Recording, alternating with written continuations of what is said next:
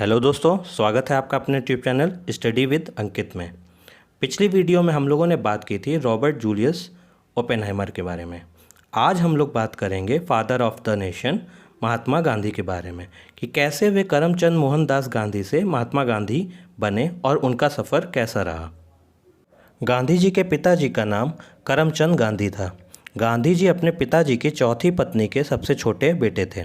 गांधी जी के पिताजी पोरबंदर के दीवान थे, या यूँ समझ लीजिए आजकल जैसे चीफ मिनिस्टर होता है ऐसे ही उस समय दीवान का पद होता था। ये एक स्मॉल प्रिंसिपलिटी थी वेस्टर्न इंडिया की। गांधी जी के पिताजी की एजुकेशन फॉर्मल ही थी। उन्होंने कक्षा 5 तक ही पढ़ाई की, लेकिन फिर भी वे अच्छे एडमिनिस्ट्रेटर साबित हुए। गांधी जी की माताजी का नाम पुतलीबाई था, जो कि एक बहुत रिलीजियस महिला थी।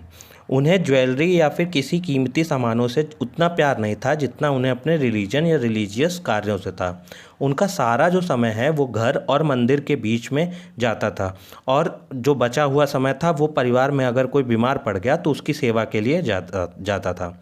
गांधी जी का जो घर था वो पूरा माहौल वैष्णविज्म से प्रेरित था। अब यहाँ पे बात कर लेते। वैष्णविज्म यानी वैष्णववाद, भगवान विष्णु की जहाँ पूजा होती है वह घर वैष्णव कहलाता है। तो उनके घर के जो माहौल था वो पूरा वैष्णव था, और उनके घर के माहौल में जैन धर्म के तरफ भी झुकाव बहुत अधिक था। क्यों? क्योंकि इसका जो मुख्य आधार होता है जैन धर्म का वो होता है अहिंसा, और एक विश्वास होता है कि यह दुनिया जो कुछ भी है सब इटर्नल है। चैप्टर 1 में हम लोग बात करेंगे गांधी जी की एजुकेशन के बारे में। तो गांधी जी की जो प्रारंभिक शिक्षा है वो पोरबंदर के एक प्राथमिक स्कूल से हुई, लेकिन जब इनके पिताजी को राजकोट का दीवान बनाया गया तो इनकी शिक्षा वहाँ पे भी हुई। गांधी जी एक औसत छात्र ही रहे अपने पूरे जीवन भर, और उन्हें बहुत कम ही प्राइज़ या स्कॉलरशिप मिली। वे इंग्लिश मैथ में तो ठीक ठाक थे, लेकिन ज्योग्राफी में वे काफ़ी कमज़ोर छात्र हुआ करते थे। उनकी बचपन से ही हैंड राइटिंग बहुत गंदी थी, जिसका पछतावा उन्हें अपने आखिरी समय तक रहा। उन्होंने अपने बायोग्राफी में भी इसका मेंशन किया हुआ है। जब उन्होंने अपनी स्कूलिंग ख़त्म की, इसके 1 साल बाद ही उनकी शादी कस्तूरबा से हो गई। लेकिन इनकी शादी अकेले नहीं हुई, इनके 3 और भाइयों की शादी उसी समय पर हुई, क्योंकि उस समय शादी ब्याह में पैसा बहुत लगता था, तो एक साथ 3 भाइयों की शादी करने पर पैसा बच जाता। गांधी जी को टहलना काफ़ी पसंद था। वे अपने खाली समय में अपने पिताजी की सेवा करते थे, उनकी देखरेख करते थे, या फिर अपनी माताजी की मदद करते थे, और बचे हुए टाइम में वे टहलने के लिए निकल जाते थे। गांधी जी को वैसे तो डॉक्टर बनने की चाहत थी, लेकिन उनके फैमिली ट्रेडिशन को देखते हुए यदि गांधी जी को गुजरात के किसी हाई ऑफिस में काम करना है या जगह पानी है तो उसके लिए उन्हें बैरिस्टर की परीक्षा पास करनी पड़ेगी, जिसके लिए उन्हें इंग्लैंड जाना पड़ा। और उन्होंने सितंबर 1988 को इंग्लैंड की यात्रा शुरू की। 10 दिन बाद वे इंग्लैंड पहुँचे, और यहाँ पर उन्होंने इनर टेम्पल स्कूल ज्वाइन कर लिया। गांधी जी ने अपनी पढ़ाई को सीरियसली यहाँ लिया, और अपनी इंग्लिश और लैटिन भाषा पे भी अच्छा काम किया, जिससे कि यहाँ पे वो पढ़ाई में तो बहुत बेमिसाल हो चुके थे, लेकिन उन्हें और चीज़ों में यहाँ काफ़ी दिक्कत आई, क्योंकि वो एक ग्रामीण परिवेश से आते थे, और यहाँ पे ये एक कॉस्मोपॉलिटन शहर में आ चुके थे, जहाँ का वेशभूषा और पढ़ाई और बातचीत अलग होती थी, जिससे कि उन्हें यहाँ काफ़ी दिक्कत होने लगी। जैसे तैसे इन्होंने वहाँ की सिचुएशन में सर्वाइव किया, और उन्होंने 3 साल में अपने बैरिस्टर की पढ़ाई पूरी कर ली, और वो वापस इंडिया आ गए। गांधी जी बैरिस्टर की पढ़ाई पूरी करने के बाद सन 1891 में वापस इंडिया आ गए। यहाँ आए तो उन्हें एक तगड़ा सदमा लगा।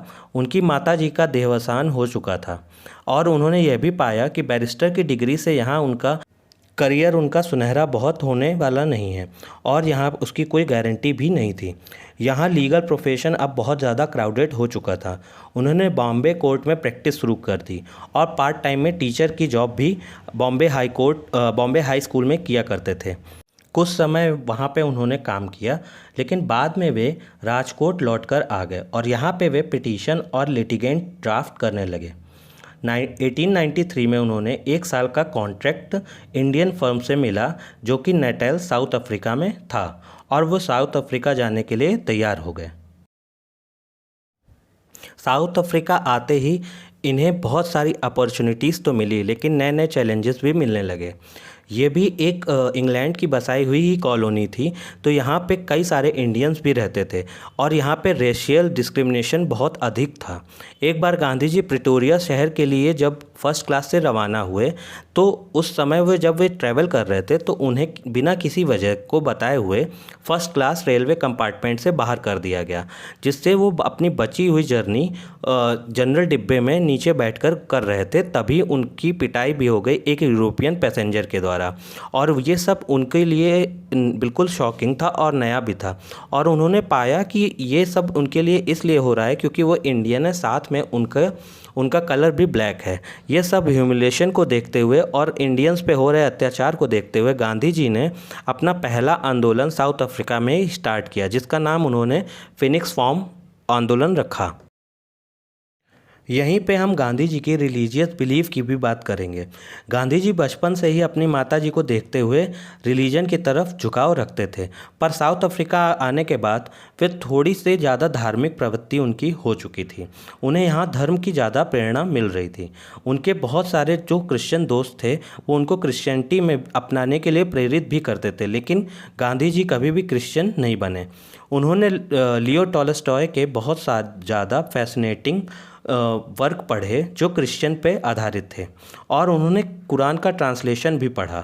भगवत गीता उन्होंने लंदन में रहते हुए ही पढ़ चुके थे।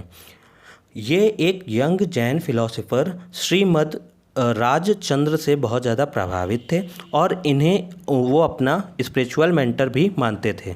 गांधी जी जब श्रीमद् भगवत गीता का पाठ कर रहे थे तो उन्हें दो शब्दों ने सबसे ज़्यादा प्रभावित किया, एक था अपरिग्रह और दूसरा था संभाव। गांधी जी ने साउथ अफ्रीका में रहते रहते अपनी प्रैक्टिस बहुत अच्छी कर ली थी और अब वो जाने माने वकील बन चुके थे और उनकी इनकम भी बहुत अच्छी होने लगी थी।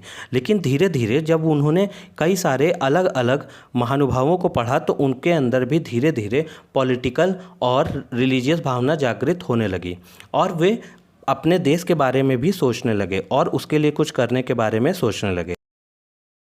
गांधी जी वापस 1901 में कलकत्ता सेशन को अटेंड करने के लिए आए थे और उस सेशन को जो अध्यक्षता कर रहे थे उनका नाम था दिनसा वाचा।